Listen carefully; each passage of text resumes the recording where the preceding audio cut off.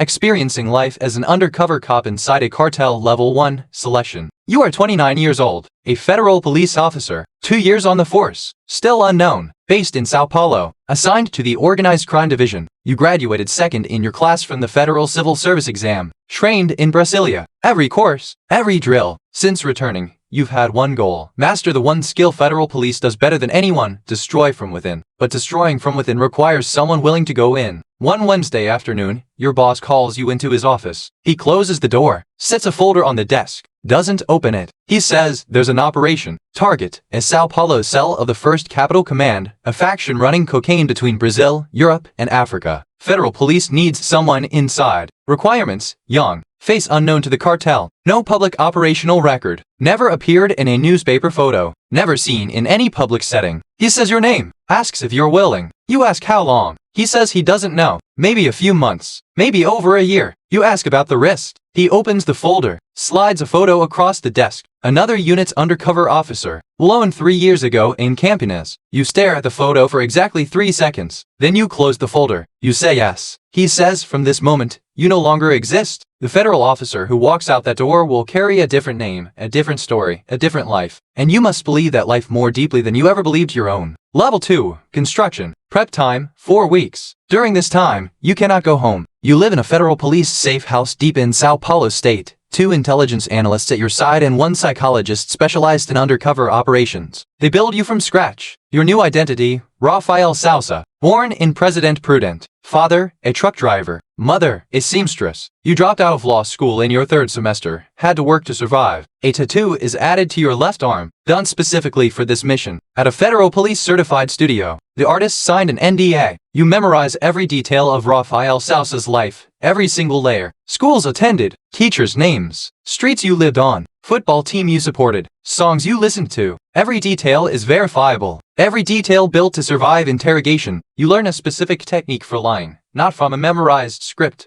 but from incomplete truths layered into a lie. Not invented from nothing, 80% real, hiding the 20% that matters. You learn exactly where to hide that 20%. You also learn what gets undercover agents killed. The wrong phone. A bank account opened too recently. A backstory that sounds too perfect. Nervousness in a moment when nervousness makes no sense. You learn the real enemy isn't a bullet, it's inconsistency. One contradiction kills you. You can make mistakes, but your backstory cannot crack. Ever. The night before the mission launches, you use a burner phone to call your father one last time before going dark. You say you're going on a long work trip. You'll be unreachable for a while. He asks, is everything okay? You say, everything's fine. The call lasts 4 minutes. Level 3, entry. You walk in the same door everyone walks through. You start at the bottom. Rafael Sousa lands in Sao Paulo as a rideshare driver, not for a normal platform. For an underground app the federal police already identified as a money laundering transport channel. You pick up from specific addresses, drop off at specific locations. You never ask what's in the backseat. 3 weeks of this. Then someone notices you. A 38-year-old dispatch coordinator inside the cartel, name, Marcos. He starts requesting you specifically. You're on time. You're quiet. You don't ask questions. Marcos likes that. One Friday night, he gets in your car, stares at you in the rearview mirror for 2 seconds, then asks the first real question, where are you actually from? You answer without hesitation, President Prudent. Father drove trucks, mother was a seamstress, dropped out of law school in semester 3. He nods once, the rest of the ride, complete silence. The following week, he hands you a different kind of job, cash payment, no contract, no questions. You accept. Level 4, trust. 4 months in, you no longer drive. You're now internal logistics for the cell, coordinating shipments across Sao Paulo, Santos, and Campinas, 3 warehouses rotating constantly. You never open the crates. You never drive the trucks. You just track warehouse addresses. Every week, through a secure channel, you feed intel back to federal police. You get exactly 1 contact per week, in different shopping mall restrooms with an analyst disguised as a civilian.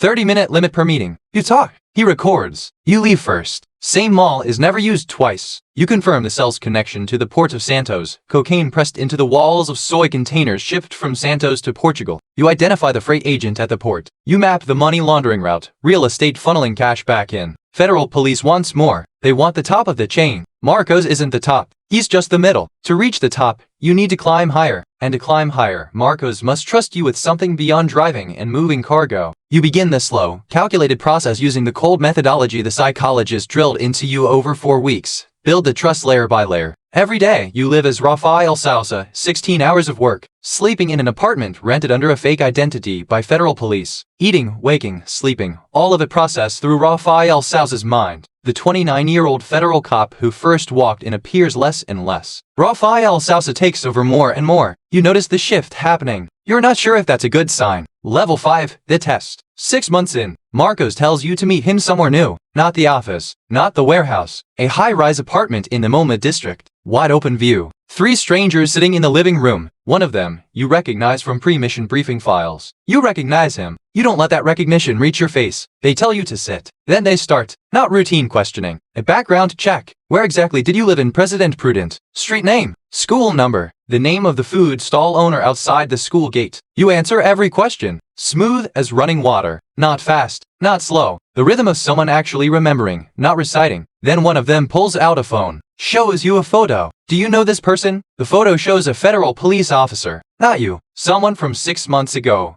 Tied to an operation at Santos Port. Long before your cover began. You glance at the photo. 2 seconds. You say, don't know him. The man pockets the phone and looks at Marcos. Marcos gives a nod, almost invisible. You passed. But walking out of that apartment, you know something has shifted. They're checking. Cross-referencing. They have intel from somewhere. And that somewhere could mean things you really don't want to think about. That night you write a 3-page report to federal police. Detail the meeting, the questions, the photo, every person's behavior in that room. At the bottom you write, cannot rule out internal leak. Full investigation needed. You encrypt it. Send it. Then sleep for 3 hours. Level 6, no return. 8 months in. Federal police decides you need to go 1 level higher. To do that, you must participate in 1 live operation, directly, in person. That means you will be present at the port of Santos when a shipment arrives. 280 kilograms of cocaine, smuggled from Bolivia inside frozen beef containers. You won't touch the product. You won't sign anything. You won't be responsible for any step. But you must be there. Federal police will monitor the entire operation from outside. They will let the shipment through to protect your cover. They will document everything. Save it for the final takedown. This shipment will be allowed through. You read that part of the briefing 3 times. 280 kilograms of cocaine will be allowed to enter Brazil right in front of federal police, just to keep you safe. You understand the logic. You do. The mission is to destroy the entire network, not intercept 1 shipment. You sacrifice the pawn to checkmate the king. You understand all of it, but understanding doesn't dissolve what you feel standing on the Santos container dock at 3 a.m. Cold air, salt water, and ship engine oil mixing in the dark. You watch them pry open the container. You're standing inside this. You have become part of it. You stare out at the port horizon and remember what the psychologist warned you about. The line between who you actually are and who you're pretending to be starts to blur faster than you expect. You don't tell anyone about this. You push it down. Keep moving. Level 7, exposure. 10 months in. You reach the top. You have the boss's name, files, address, a complete picture of the trafficking route, street-level contacts in Lisbon, the freight agent at Santos Port, the European real estate money laundering structure. Everything federal police needs. You have it all. The takedown is ready. Then, you receive a message from Marcos. Through the encrypted channel. 3 words, we need to talk. The tone is different. You recognize this tone. It's the same one that filled that MoMA apartment. Something is wrong. You show up.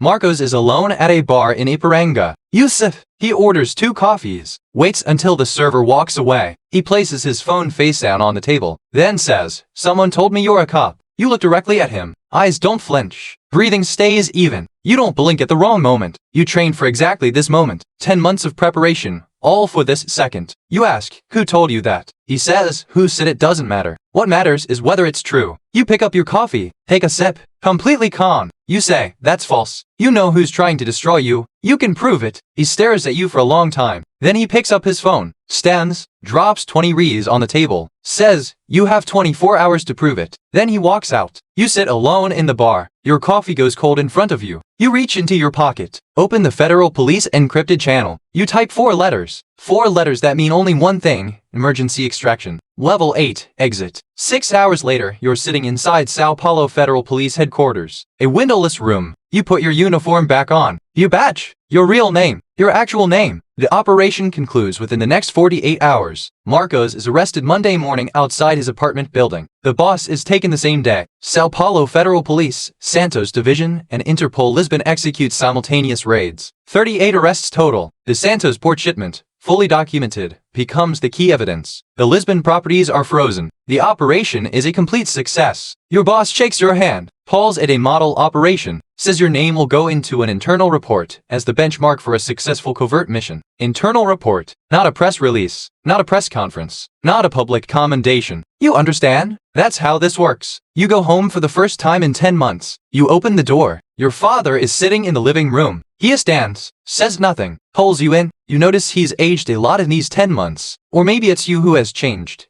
and he only looks older because you're seeing him with different eyes. The first few weeks at home, you don't know how to exist in the quiet. You turn on the radio just to fill the silence around you. You sleep on your side, facing the door, watching, scanning the face of every person who enters the room. Rafael Salsa no longer exists. The apartment has been closed. The tattoo you cover with long sleeves. The phone is destroyed. All contacts wiped. But 10 months of living cannot be erased the way you delete data from a phone. Here's what you know. When you took this mission, you were a federal officer who wanted to prove he had what it took. You proved it. You dismantled a network spanning 3 continents, moving hundreds of kilograms of cocaine. And you also know somebody who anyone moment just one where you love Lord is that fact will stay with you, locked in a drawer, buried under everything else, but it will never disappear.